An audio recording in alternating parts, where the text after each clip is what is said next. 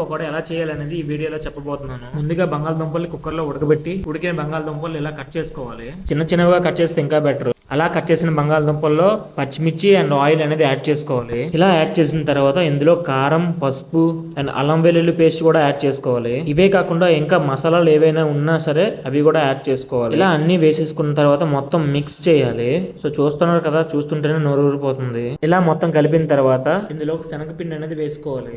శనగపిండి వేసిన తర్వాత ఇలా మొత్తం టోటల్ కూడా మిక్స్ చేసుకోవాలి. నాకు తెలిసి వీలైనంత శనగపిండి ఎక్కువ వేసుకుంటే బెటర్. సో మాకు చాలక ఇంకా ఎక్స్ట్రా వేసుకున్నాం శనగపిండి. ఇలా టోటల్ మిక్స్ అయిన తర్వాత ఆయిల్ అనేది బౌల్ లో వేసుకొని గ్యాస్ మీద పెట్టాలి. ఒక 5 మినిట్స్ పాటు నూనె మరిగిన తర్వాత చిన్న చిన్న ముద్దలుగా ఇలా నూనెలో వేసుకోవాలి. ఈ ఆలు పకోడా ఉడికే లోపు వీడియోకి ఒక లైక్ అయితే కొట్టండి. మళ్ళీ చెప్తున్నా, దయచేసి అవుట్ సైడ్ ఫుడ్ అయితే ఎక్కువగా తినకండి, ఇంట్లో ప్రిపేర్ చేసుకోండి. అలా కొద్దిసేపు వేగిన తర్వాత కరివేపాకు యాడ్ చేసుకోవాలి. కరివేపాకు యాడ్ చేసిన 5 మినిట్స్ కి మన పకోడా అయితే రెడీ అయిపోయింది. వీడియో నచ్చితే please like, share, subscribe to my channel.